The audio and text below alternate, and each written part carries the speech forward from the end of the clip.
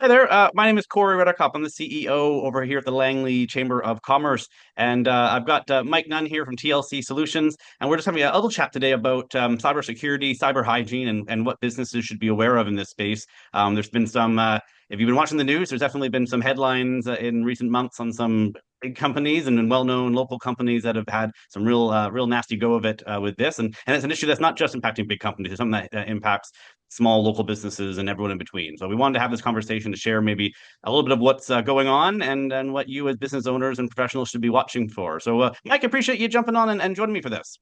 Awesome, Corey. Thank you. Excited for the conversation and looking forward to this. Awesome. Before we jump into anything, did you want me to tell me and our viewers kind of a little bit about what TLC Solutions is and kind of what you guys do in this space? Would love to. I'll try to keep it concise for you. At a very high level, TLC Solutions, we help small and medium businesses be cyber secure.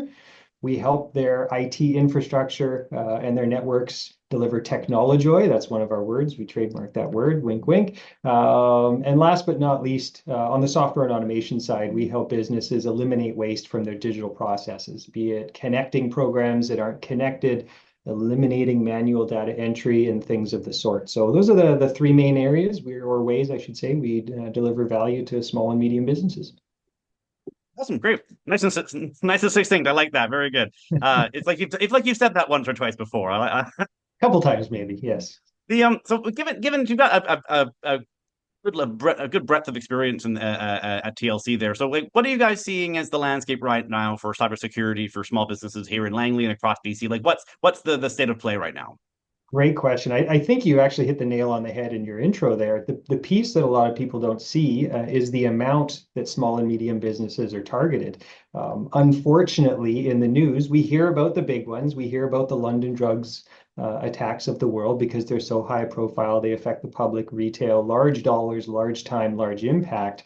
But very rarely do we hear about the attacks on small and medium businesses. They happen daily. We hear about it in our business all the time. Companies coming to us, oh my God, I've been attacked. What do I do? We're there to help. We will absolutely help. We've got a great team to do that. But one of the reasons I like coming on and talking about it, Corey, is it's not talked about enough because those small and medium business attacks, they don't make the news. And the unfortunate consequence is there's a bit of a lack of understanding of how prevalent those cyber attacks actually are. So I think for me, a big piece to wanting to chat today is to support the local community and beyond of small and medium businesses, just to make sure that they've got some knowledge and they're armed with some information so they can be more cyber secure. Well, that was actually going to be one of my questions. So you scooped me on that, but because like we see the provincial government having issues, health authorities having issues, big Yes. big players in the states and here locally in BC, and but I mean you don't hear Joe's Plumbing can't get into their server. I mean that's not going to be on the news. But so is Yeah. that is my question was going to be, is that because that's not happening or because you just no one hears about that? So is it just as common for a small business to have these problems? It's actually, well, 43%. So is kind of the broadly known number in our industry. 43% of attacks are targeted at small and medium businesses. So it is common, it is happening. And ultimately, there's no federal, provincial legal requirements for a company to report a cyber attack. So it is left up to that business to make a decision. Can they clean it up? Can they do it quickly? Can they have limited impact on their business or their clients? And make sure that they're secured and move forward. But ultimately, it's the decision of that business if they're going to publicly report, be it the news or an internal release to their clients or whatever that might be. So that's the reason you don't hear about them, is there's no requirement to report them publicly. No, I suppose not. And so, I mean, is this a matter of our small medium business owners and our people who are watching this? Are they just not aware that this is an issue? Are they kind of maybe are they a little bit dated in kind of how they are thinking about this? How have we moved so far down kind of over the Rubicon on this that people just haven't caught up with where these cyber threats and security issues are? I, there's a couple layers to that. I think the first layer is the speed at which the cyber criminal world or industry, as I would call it, which is by size, it's the second or largest industry, second or third, sorry, largest industry globally is cybercrime. I Yeah. know Perfect. That's what we need. Yeah. it's very large. I don't think it's a lack of understanding, Corey. When I've done webinars or presentations live on a stage, I ask people how many people here know somebody who's been affected by a cyber attack, either a successful attack or paid a ransom or an email breach or something along those lines. And usually, almost every arm in the room goes up. So I don't think it's a lack of awareness. I think a lot of the time it could be a lack of understanding on how prepared or secured a company is, and a lot of the time there is an assumption that, oh, we've got our backups or we've got antivirus, we're safe. But those tools, have they been updated? Are they 5 years old? Are they current?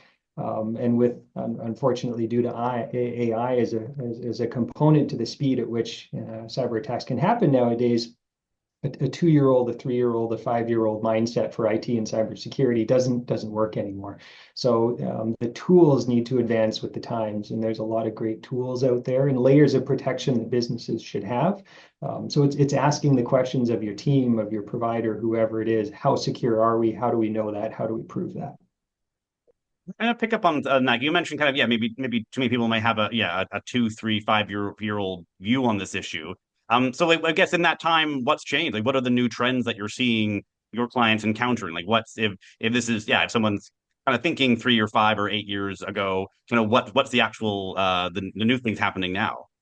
Well, a couple of them. A lot of people have heard of two-factor authentication or multi-factor authentication. A lot of businesses have that now. There's been some great strides in the last 1 to 2 years on getting MFA or TFA installed in any program or system network that can handle it. But there's still some businesses out there that don't have it applied wherever they can. So that would be a trend. That would be a step that everybody should have. That's not new. That's a little bit dated. Antivirus solutions, there's companies we hear of that have relatively old and dated antivirus solutions. There's new tools out there, EDR, which stands for Endpoint Detection and Response, and MDR, which stands for Managed Detection and Response. They're more modern tools that don't look for that Trojan horse virus as an example. Hey, that's a virus. I'm going to block that. The modern tools look for things that are more habits and actions that are out of the ordinary. Hey, this login is coming from this country. Why is it coming from that country? That's not normal. Block that. Rather than looking for something that looks like a threat. There's so many more examples I could give, Corey, but even cyber insurance. A lot of companies are still unaware of cyber insurance, if that's an option. My opinion is every business should have cyber insurance. And that's really driven from, there's no such thing as 100% protection from a cyber attack. There's as much as I'd want there to be and wish there was, there's Yeah. just not. So how is the business financially protecting itself if they do get attacked? So step one is having all of the layers in protection that's right sized to your business. And step two, for when it does happen, do you have a plan? Do you have a response plan? Do you have cyber insurance? Do you know that your backups are working? Do you know that they're tested? There's lots of things that a business can do. Yeah. I was going to ask you about a couple of those maybe strategies in a sec here. You mentioned kind of that Trojan horse email thing coming through, or like that's what I sometimes I think about. I'm sure many people think about that. Yeah, sus email that comes through and is asking you to do something. Like Yes, I think is sometimes I think it's maybe human nature. People believe like with any fraud, I suppose. Well, nobody's going to fall for that until they do. but they So do. like Yes. what because I mean, I think some people, when people think of cybersecurity, maybe they're thinking of, and maybe this is why they haven't done some of these tools. They're thinking of that, yeah, I'm a prince from wherever with $1 million and click this to get like those are maybe really obvious kind of stereotype emails that might come through or messages that might come through. What kind of, Yeah. or, but I guess that's probably, I'm sure that's not the majority of them, or that's not the sophisticated by any sense. So what kind of things or attacks are that via email maybe that people are getting that is still making that a common kind of route in for these people. Yeah, and email is by far the largest attack Yeah, vector or way a cyber criminal will get in. But the sophistication, you're bang on, Corey, of how they're doing it. They're researching your company. They're understanding who your suppliers are. They know who, thanks to LinkedIn and other platforms, they know who the likely people are that would be getting an email or a message from that supplier. They're copying, pasting logos from the website, and they're sending you something that looks pretty real. And unless you have a very keen eye to catch certain things, hey, that salutation doesn't sound right, or what's the spelling error for? And there's certain keys to look for. Hey, just so you know, we've updated our bank account information. Can you please send payment for this invoice to this bank account instead? Yeah. And that's one, unfortunately, we hear about a lot, where the guard is down and it at first glance, the pace of business, everybody's super busy. Oh, okay, yeah, I'll update that and I'll send the money. And unfortunately, because it's a click, because that type of thing can happen outside of a lot of the cybersecurity layers that are there, we highly advocate for all of our clients. There's many phishing training programs that you can get, platforms, cybersecurity training platforms for your team. They're Yeah. very, very cost effective. It's not a large dollar value because your team is the front line of defense. You can have all the great tools in place, but that one click or that one sending money to that changed bank account, the money's gone. The attack's Yeah. happened. It's already done. So I want to maybe dig into a couple of these pieces and maybe share so for people who are watching maybe some things that they can be looking into or exploring a bit more after they finish this video. You So you bet. what are some of these cyber security and those sometimes we call it cyber hygiene kind of strategies Yeah. that our members of the chamber or other small businesses should be doing? So you mentioned MFA for those of, yeah. Yeah. So that's not like mixed martial arts or anything. What is MFA? What is MFA? Great If you're not question. doing it, you probably don't know the acronym. So what does that stand Yeah, for? multi-factor authentication. So think about it. It's one thing to have the combination to the safe, if I try to give a good analogy here. But in addition to the combination to the safe, that would be technically your password. There's a second way to authenticate the account as yours. So it could be you've set MFA up, you get a code on your phone. It could be a code is emailed to you. There's a variety of different ways to have the multi-factor authentication, but it's making sure that extra layer is there.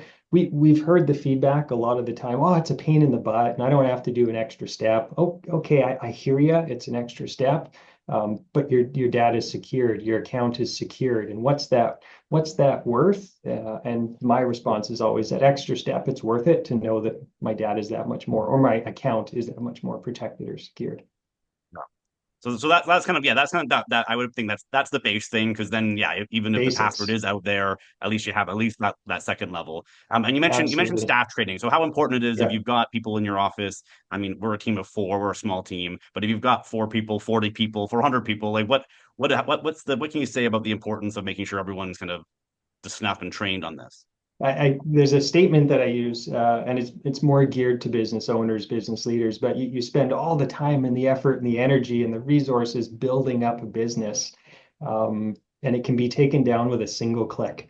And no one meant to click Yeah, that link. No one meant to send the email to the cyber criminal. No one means to do that. But the first layer of defense is protecting that click. It's making sure that team member is educated. And I mentioned earlier, they're cost effective. I mean, $5 per person per month. And as an example, and there's lots of different pricing out there. I just throw yeah, that out as example. If you've got four people, $20 a month, and they're going to be getting regular emails. They're going to be getting education sent to their inbox. They're going to be tested, and those results are going to be known. So we know where more training is needed. But in this day and age, it's a skill to be able to prevent a cyber attack, and you have to train it, right? Every skill needs to be trained. No one naturally knows how to prevent a cyber attack. So the training, we talk about it a lot as a first line of defense. exactly. And that's the thing, especially if you've got yeah. And staff moves and everyone's busy as you said it doesn't take much for an errant click an Nope. errant accept and suddenly you're down off you're up and you're running yeah Yeah, and there's little things in those phishing emails. Will anybody notice in that malicious email address that was sent to you an uppercase I versus a lowercase L, right? And it may not seem like much, but that's the way the cyber criminal thinks. They're like, how do I make this email look legit, even though it's not? And they'll make those small little changes, and they work. All too often, they work. So yeah. Yeah, I want to dig into a little bit of one of the things you mentioned, which I have to admit I'm not terribly familiar with too much. Is you mentioned cyber insurance? So is Yes. that an act? I think you may have said everyone should have that. So is that what is that? Is that an actual thing businesses should be making sure that they have as part of their liability, their commercial general like all those pieces, looking at adding cybersecurity or cyber insurance as a separate piece? 100%. The odds of getting cyber attacked, and it's a humbling fact, but the odds of getting cyber attacked are way higher than a flood or an earthquake, depending on where you are, obviously. But the odds of a cyber attack are way higher. Pretty much every insurance provider, broker offers cyber insurance. And even just applying for cyber insurance and the questions that your business is going to get asked will help you understand where the gaps are for your business and some layers of protection that you should probably level up on. They'll ask you basic things like MFA, do you have it installed? They'll ask you about what antivirus platform you use. They'll ask you about backups. They'll ask you about a variety of things. And there's pieces like staff training. I know a number of insurance providers where if you have that in place, you'll actually get a discount on your insurance because you're training your staff. So cyber insurance, we have it at TLC. I would argue every business is a tech business, so every business should have it because there is no such thing as being immune to a cyber attack. So when that attack happens, the costs, they can ramp up very, very quickly. Hopefully you have great systems and companies don't have to pay the ransom, but sometimes they choose to. You've got now protection for that. Remediation costs to clean up a cyber attack. That could be initial remediation could be as high as 10, 50, $100,000, depending on what needs to be replaced from servers or maybe a computer or whatever it could be. Yeah. Never mind the labor that goes into cleaning it up and how deep of a investigation needs to be done to find out how and where the attacker got in. The costs to cleaning up a cyber attack are not small. And there's a fairly well-known statistic as well that 60% of small businesses do not recover from a cyber attack because you could easily be looking at $100,000 to $200,000. Not a lot of businesses have that cash Yeah. just sitting around ready to go. And you can No, Google the certainly not. stats. The Canadian average is between $1 and $2 million total cost when you factor in ransom and remediation and downtime. Downtime's a big one. Small and medium businesses can't afford to be down for a week or two or multiple months even recovering from attack. London Drugs was down for weeks before they were back to full operation. It's the costs are intense. And I bet, yeah, I bet there's kind of the kind of the obvious of the direct costs, and then there's those indirect pieces that yes, if you can't access your client files for a week or 2 weeks or a month or whatever it is, well then you're not if you have billable hours, you're not billing any of those hours. If you're making things, you might not be making things. Because I was going to ask about I was curious about the cost on this because it sometimes seems like there's kind of the nuisance stuff on one end. Like we just last week had emails from somebody where it's like, oh, just open this file I'm sending you, open this file. I'm like, well, this doesn't seem legit. And Don't so do they've it. obviously lost access to their email and someone's sending something. And then there seems to be on this side retail stores that go down for 2 months and or the whole thing wraps up. Like it seems to be kind of one end of the spectrum to the other. And I guess Yeah. is there a middle ground? Like what is if I'm a 20-person, 10-person, 5-person business, like yeah, that was my question is what do I stand to lose if I get hit by one of these things? Ultimately, it's going to be up to that business to determine their level of risk because the first thing that any cyber criminal is going to do is they're going to look at the data, they're going to look at the backups, and they're going to do their best to either delete it, encrypt it, copy it so they can sell it on the dark web or something along those lines. So I think planning for worst case scenario is what if I lost all my data? What if I couldn't get any of my data back? What does that mean to the business? There was a company that we worked with that shall remain nameless. Their backups, they thought they were working, they weren't working. We weren't running any of this or managing it for them. They spent months having to recreate all their data so they could run their business. Um, I don't know many businesses. This was a larger organization, so they battled through it. But how many businesses could do that if they all of a sudden they didn't have access to their customer records, anything that they're holding on behalf of their clients or that they need to run their business? What happens if that all went away and you couldn't access it? So it's a question I don't think I can answer because it's ultimately going to be up to the business to decide what level of risk are they willing to accept. It's a tough one. Yeah. Right, but I guess that to distill that, there's it's not just a $1 million ransom you hear on the news. There's going to be hard costs to clean this up, and there's going to be downtime costs to the business not being able to function. You mentioned backups, I think, in that piece, and I know some of Yeah. our members. I talk to business all the time. Some of them have their own servers and drives with their data. Some are on cloud services. Sometimes their client files are with a cloud service or a CRM that's somewhere, or they use Microsoft OneDrive or Dropbox. Like, is there one thing that's better than the others? Or is there a best practice on how to make sure that they're not like that example you gave where you think you've got everything safe over here, and then you go and you open the cupboard and there's no information in it? Like, how do you make sure that wherever your backup is or wherever you're storing your data, that you've done that properly, or that that's actually going to be there if you need it? Yeah, and I guess first thing to say, there's lots of backup solutions out there on the market. A lot of backup solutions, they're generally built around the context of if I accidentally delete this file, can I restore this file and get it back? Well, pretty much any backup solution will be able to do that for you. The question that companies should be asking about their backups is, but what if my data is encrypted and it's accessed by a cyber criminal? Then what, are my backups still good? Can I still access my backups? Another company we were brought in to help remediate, they thought they had backups. It's the first thing that cyber criminal went for is encrypting and deleting all the backups. And they had access to it because of how their network was set up and permissions and controls and access to different login credentials. They got into the backup through the network and deleted it all. There's other backup solutions where they may be able to do that, but there's also a copy saved completely unattached to the network that you can quickly restore from. And it's to that level without getting into all the nitty-gritty details, but it's called BCDR, which stands for Business Continuity and Disaster Recovery. So if you've got that model built into your backup system, you're going to be able to get up and running fairly quickly and access all your backed up data. So to businesses, I would ask them to question their backup solution. Do we have BCDR? What happens if we're attacked?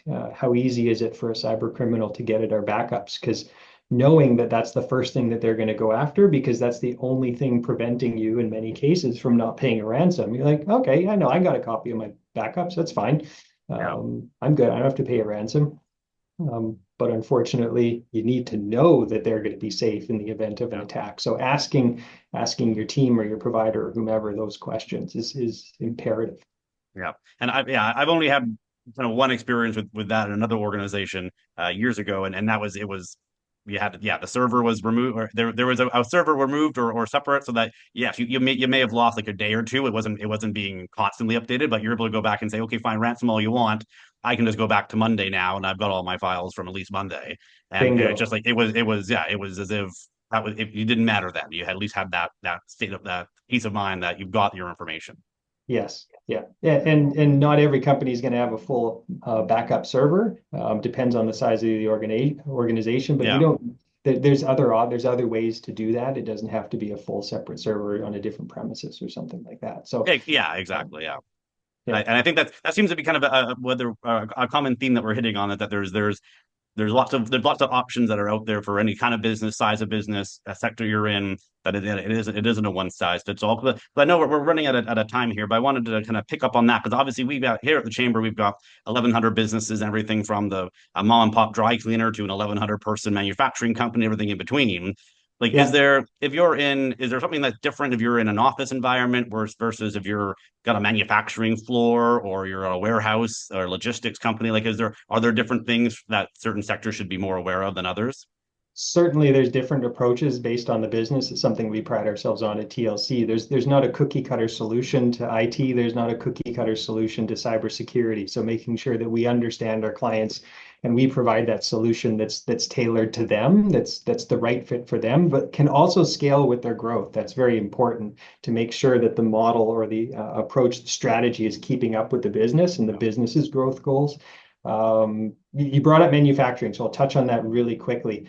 Everything in this day and age, well, not everything, but many things are connected to the internet. So they call it the Internet of Things. Sensors, light switches, thermometers, data collectors on pieces of equipment.